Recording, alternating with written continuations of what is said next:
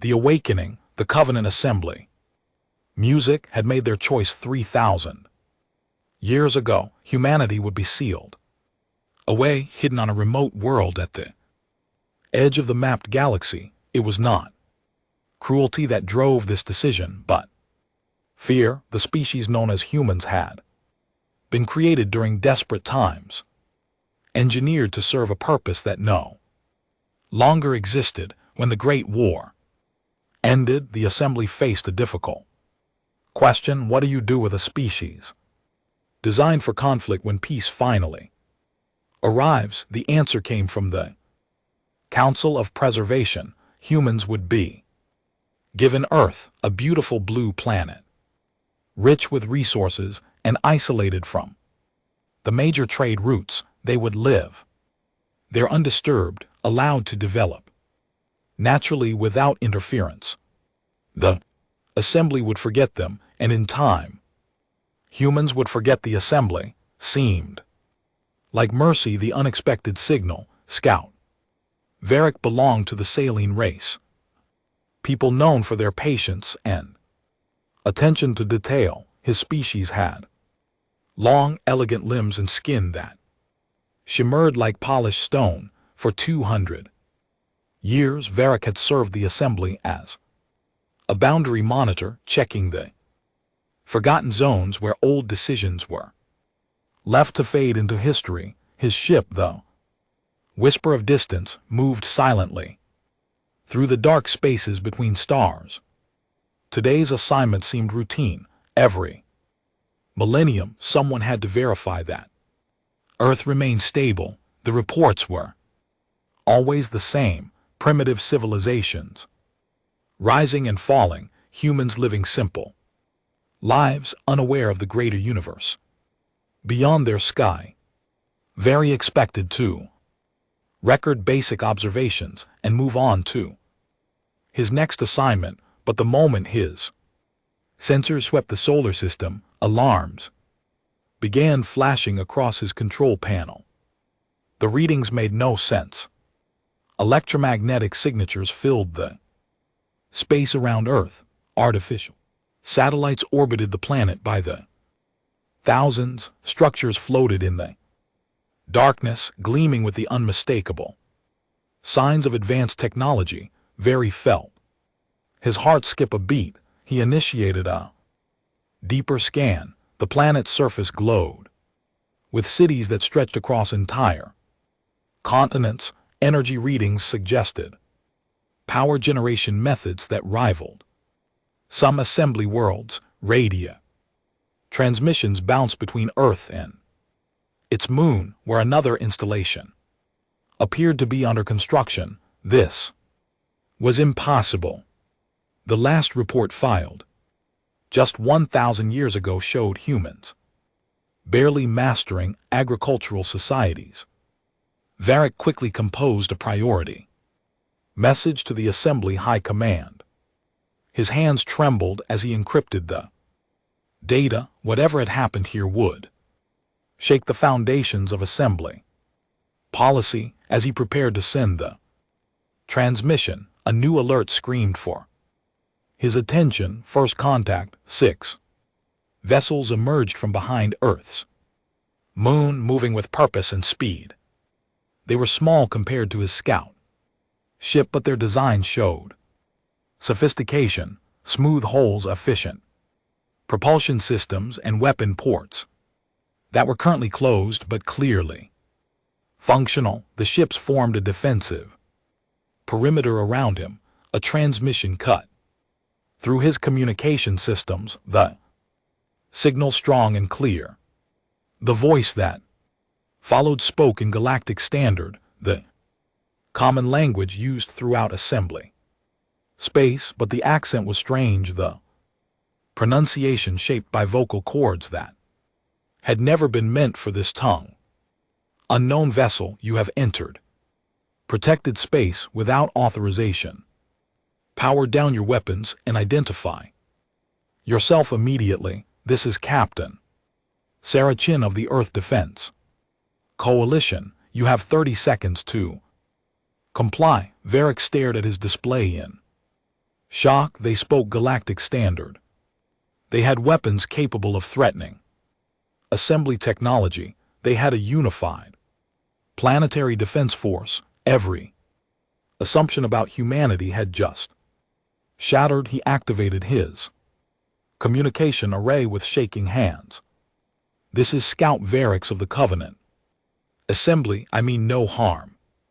I am here on a routine observation mission. There was a pause when the human captain spoke. Again, her tone had shifted from threatening to intensely curious.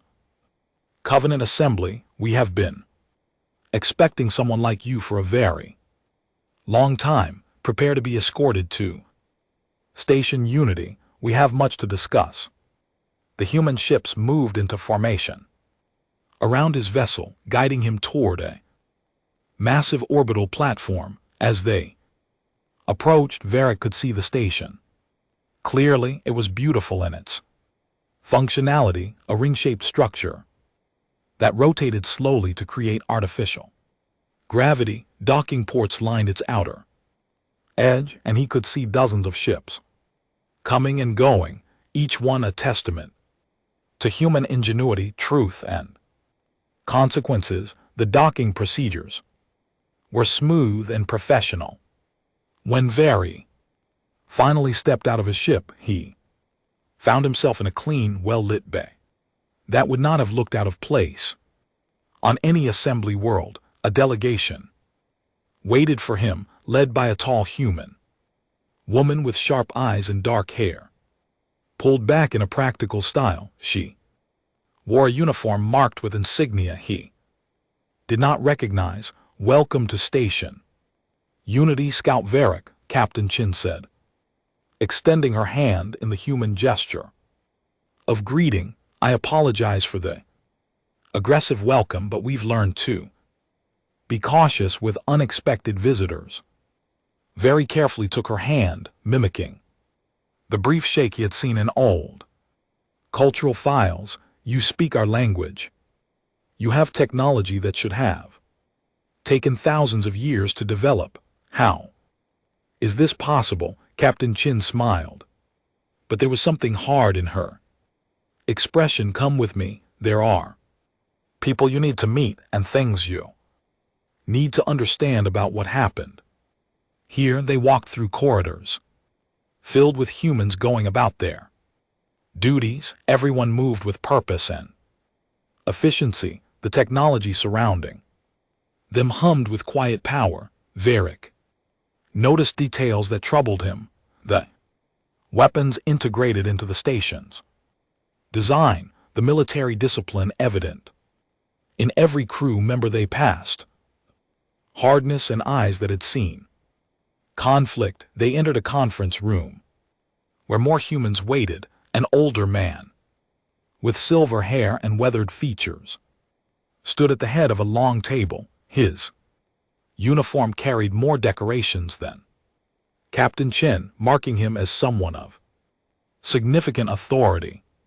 Scout Varric, the man said, his voice carrying the weight of command. I am Admiral Marcus Rodriguez, commander of the Earth Defense Coalition. Please sit down. We have been preparing for this conversation for 300 years. Varric settled into a chair designed for various body types, another sign of how far humans had advanced. 300 years. I don't understand. Admiral Rodriguez activated a holographic display. Images filled the air above the table, showing Earth from space, then zooming down to various locations on the surface. 3 centuries ago, something appeared in our sky. A ship damaged and dying crashed in the Northern Territories. Inside we found a survivor, a being not from our world, a being who told us the truth about ourselves. The hologram shifted, showing a creature Varric recognized, a Keelary merchant, one of the Assembly's trading species. The image showed the alien lying in what appeared to be a primitive medical facility surrounded by humans and simple clothing. His name was Thornak. Captain Chin continued. He was fleeing from raiders when his ship failed. He survived for 3 months long, enough to tell us everything about the assembly, about the Great War, about how humanity was created to fight a battle we never chose, and about how we were abandoned here, forgotten on purpose, locked away from the rest of the universe. Very felt a chill run through his body. This was the nightmare scenario. Humans discovering their origins without proper context, without the careful explanation that was supposed to accompany any eventual first contact. Admiral Rodriguez leaned forward, his eyes locked on Varric. Thornak gave us a gift before he died. He taught us the language of the stars. He showed us the basic principles of faster-than-light travel. He warned us that the assembly might never return, and that if they did, we needed to be ready to stand on our own. We spent 300 years preparing. Another human spoke up. Woman with gray streaks in her black hair and the bearing of a scientist. We unified our world. We pushed our technology forward. We built defenses. And we waited. We knew eventually someone would come to check on us. We needed to be ready to prove that we were not tools to be stored away and forgotten. We are a people. We deserve our place in the galaxy. The message sent. Very looked around the table at faces filled with determination and barely contained anger. These humans had spent centuries building toward this moment. They had transformed themselves from a forgotten experiment into a unified civilization capable of demanding recognition. The implications terrified him. I sent a priority message to the High Command before your ships intercepted me, Varric said quietly. They will know about your advancement. They will send representatives. Good, Admiral Rodriguez said. We want them to come. We want them to see what humanity has become. For 3,000 years we were kept in the dark, raised on a prison planet we didn't even know was a prison. We developed our own cultures, our own dreams, our own identity. We reached for the stars on our own because it's in our nature to explore, to grow, to push beyond our limits. Captain Chin pulled up another holographic display, this one showing star charts. We have been watching the edges of our system for decades. We have detected assembly ships passing through nearby sectors. We know you maintain observation posts and neighboring systems. We know we are being watched even now. What we want is simple recognition, respect, and the right to join the greater galactic community as equals, not as forgotten experiments. Varric struggled to process everything he was hearing.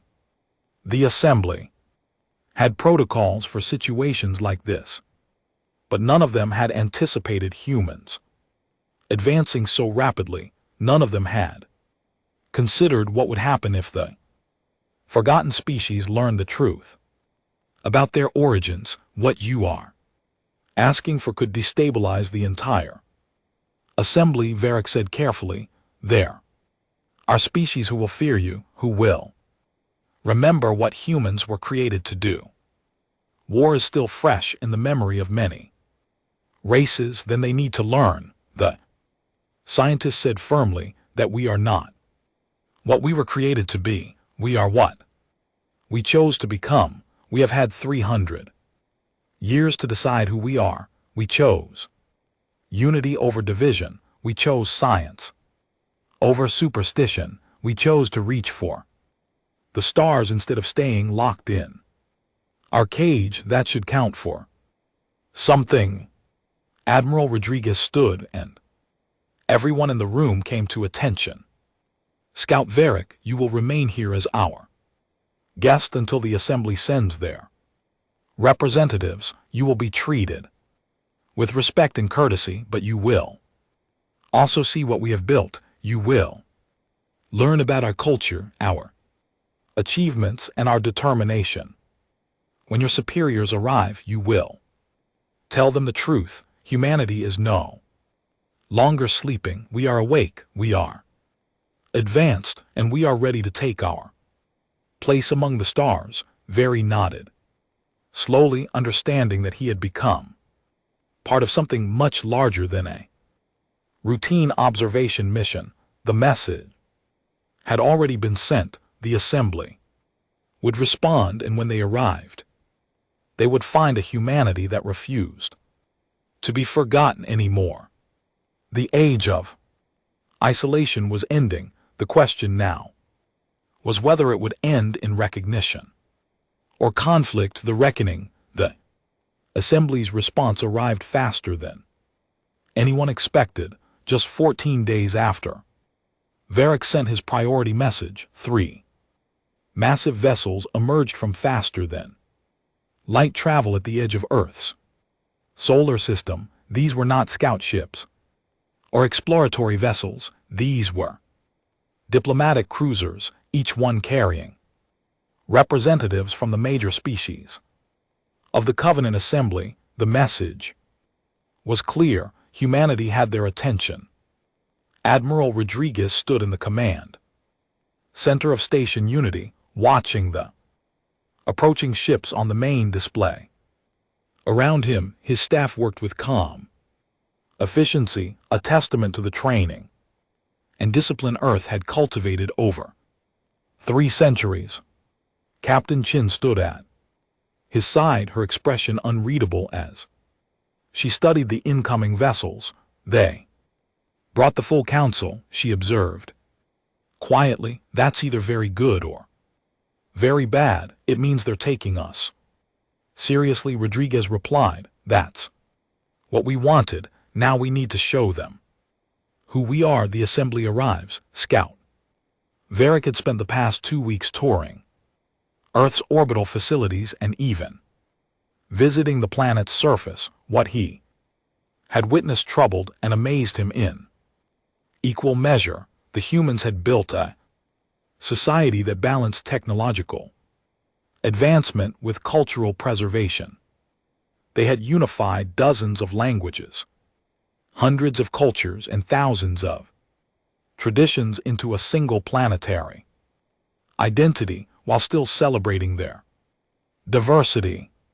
It was something the assembly itself had struggled to achieve even with millennia of experience. Now Varric stood in the diplomatic chamber that humans had constructed specifically for this meeting. The room was designed to accommodate various body types and atmospheric needs, showing that Earth had studied the assembly species thoroughly. Holographic displays lined the walls, ready to present whatever information might be required.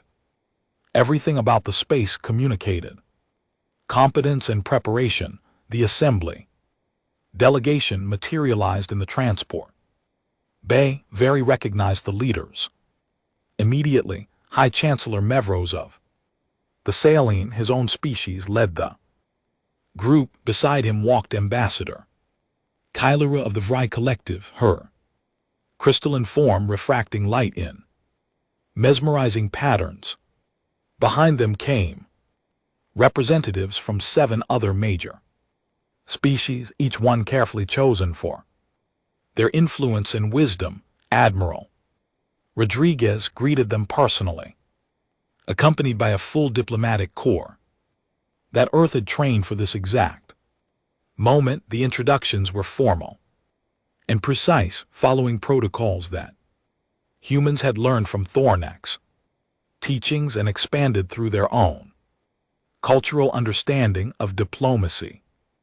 "Welcome to Station Unity," Rodriguez said, his voice carrying genuine warmth. "Despite the tension, we are honored that The Assembly has come to speak with us. Directly, we have prepared detailed presentations about our development and our intentions regarding galactic society. High Chancellor Mevros inclined his head, his movements graceful and controlled. Admiral Rodriguez, we come with open minds, but also with concerns. The reports we have received suggest impossible advancement. We need to understand what has happened here before we can discuss humanity's future. We understand completely. Rodriguez replied, let us show you. Revealing the truth, the presentation that followed was comprehensive and carefully structured. Human scientists, historians, and cultural leaders took turns explaining Earth's journey from isolation to advancement. They showed how Thornek's arrival had transformed their understanding of the universe. They demonstrated the technology they had developed, always emphasizing that their achievements built upon the foundation Thornek provided, but incorporated human innovation and creativity. The holographic display showed Earth's history in vivid detail. The unification wars that brought the planet together, the establishment of the Global Council that governed with representation from every region, the push into space that saw humanity established colonies on their moon, Mars, and several asteroid settlements, the development of their own faster than light technology, different from assembly designs but equally functional. Ambassador Keela watched everything with intense focus. Her species communicated partially through light patterns and could see colors shifting across her crystalline surface. That indicated deep contemplation. Finally, she spoke, her voice musical and precise. You have achieved in 300 years what takes most species 3,000. This is remarkable, but it also raises questions. How do we know your advancement is stable? How do we know you have not simply inherited technology without understanding the responsibility that comes with it? Dr. Amara Akinquo, Earth's lead scientist and representative, stepped forward. She was a woman in her 60s with kind eyes and a sharp mind that had revolutionized several fields of physics during her career. Ambassador Kylera, that is a fair question. Allow me to address it directly. She activated a new display showing Earth's educational systems, research facilities, and cultural institutions. We did not simply copy what Thornek taught us. We studied it, understood the principles, and then innovated. Every technology we use, we can explain from first principles. Every advancement we have made, we earned through research, experimentation, and sometimes failure. We have built our civilization on understanding, not just imitation. She pulled up data showing human contributions to fields that the Assembly would recognize, new approaches to energy generation, novel solutions to faster-than-light navigation problems, medical advances that combined human biology knowledge with broader principles. The evidence was undeniable. Humanity had not just caught up to galactic standards. In some areas they had surpassed them. The hidden purpose. High Chancellor Mevros raised a hand, signaling for the presentations to pause. His expression was troubled, and Very knew his superior well enough to recognize internal conflict. The Chancellor turned to face Admiral Rodriguez directly. Before we proceed further, there is something you must know, something the Assembly has kept hidden even from most of our own people. The truth about why humanity was truly created and why you were isolated here. The room fell silent, every human present leaned forward, hungry for answers they had sought for 3 centuries. Rodriguez nodded slowly. We are listening, Chancellor. Mios took a breath, gathering his thoughts. Official record states that humans were engineered as soldiers for the war against the Kriller swarms. This is true but incomplete. The full truth is more complex and more troubling. He activated his own holographic display, showing genetic sequences and developmental data that predated humanity's creation. When the war began, the assembly faced extinction. The Kriller were not just militarily superior, they were evolutionarily optimized for conquest. Every species in the assembly had developed in peaceful environments. We had science, culture, and technology, but we lacked something fundamental. We lacked the evolutionary pressure that creates warriors. The display shifted, showing the genetic blueprint of early humans. Dr. Leon, the scientist who created your species, did not start from scratch. He studied the Kriller themselves. He analyzed what made them so effective.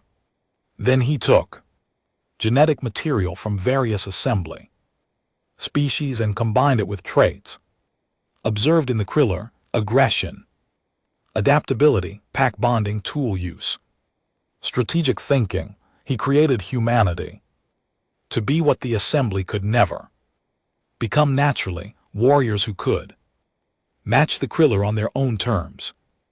Captain Chen's voice was cold. You made us to be like the enemy. Yes, Mivos admitted, and it worked. Humanity turned the tide of the war. You fought with a ferocity and intelligence that the Kriller could not match. You won battles we thought impossible. You saved the assembly from destruction, and then you locked us away. Rodriguez finished, tone carefully neutral, because we reminded you of what you had to become to survive, because we were too much like the monsters you defeated. Ambassador Kara's light pattern shifted to colors that Varric recognized as shame. That is partially correct. After the war ended, debates raged for decades about what to do with humanity. Some wanted to integrate you fully into assembly society. Others advocated for your complete elimination. Compromise was isolation. You would be given a world where you could develop naturally, free from the influences that might trigger your designed warrior traits. The assembly hoped that given time and peace, humanity would evolve beyond what you were created to be. New understanding. Dr. Akono laughed, the sound bitter and knowing. So you were conducting an experiment. Lock the dangerous species away and see if they become peaceful on their own. Well, Chancellor, I have news for you. We did evolve, but not the way you expected. She pulled up displays showing Earth's history, wars, yes, but also art, music, literature and philosophy, scientific breakthroughs driven by curiosity rather than necessity, acts of incredible compassion and cooperation. We inherited traits designed for war, but we also developed traits that you never engineered: empathy, creativity, a drive to explore, not to conquer, but to understand. We are not what you made us. We are what we made ourselves. Rodriguez stood and walked to the center of the room, commanding everyone's attention. For 300 years, we have known we were created. We have known we were abandoned. We have struggled with the question of what it means to be human, when humanity itself was designed by someone else. And here is what we discovered. He gestured to the humans Present then to the holographic display, showing Earth and its colonies, it doesn't matter what we were made to be. What matters is what we choose to become. Yes, we have the capacity for violence. We have not forgotten how to fight, but we also have the capacity for incredible creation, for cooperation, for building something beautiful and lasting. We chose to unify our world. We chose to reach for the stars. We chose to be ready for this moment, not with weapons aimed at you, but with open hands and open minds. High Chancellor Mevros was silent for a long moment. When he spoke, his voice carried a weight of emotion that Varric had rarely heard from his species. Admiral Rodriguez, Dr. Akinquo, Captain Chin, and all the people of Earth, the Assembly owes you an apology. We created you for our purposes, then abandoned you. When you frightened us, we denied you the knowledge of your own origins. We locked you away and tried to forget our responsibility. This was wrong. He turned to address the other assembly representatives. I propose that we acknowledge humanity not as a created species but as a sovereign people. They have proven their stability, their ingenuity, and their right to self-determination. They should be offered full membership in the Covenant Assembly with all the rights and responsibilities that entails. Ambassador Kalara's light patterns shifted to colors indicating agreement.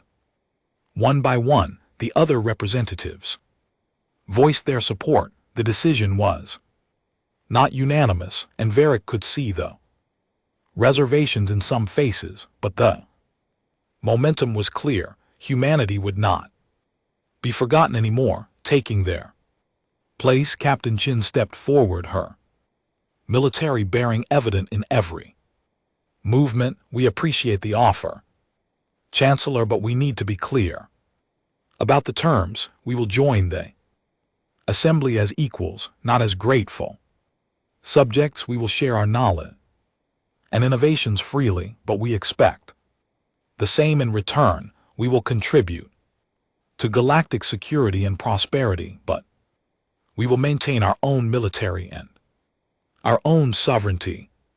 We are willing to be part of the Assembly, but we will not be controlled by it. Those terms are acceptable, Mevros replied. In fact, they are admirable. The Assembly functions best when its members are strong and independent. Your conditions match our own core principles. Rodriguez smiled, the expression genuine and warm.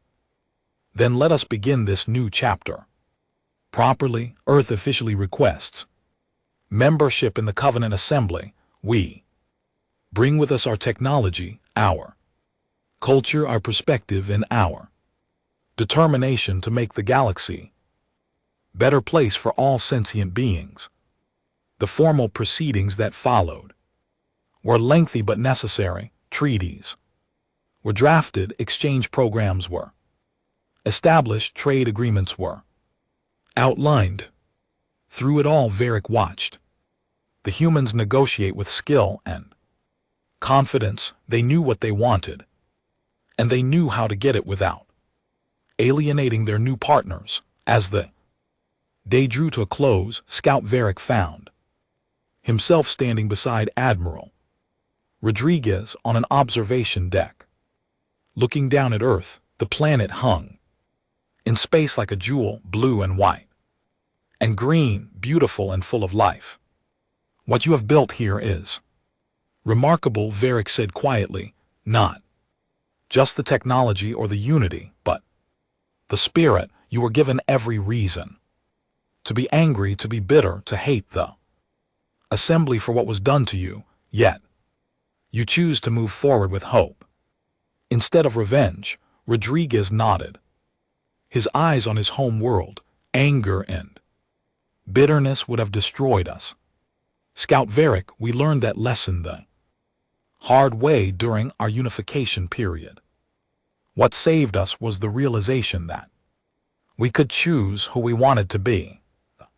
Assembly created us, yes, but they also gave us the greatest gift possible, even if they didn't mean to. They gave us life. They gave us this beautiful world.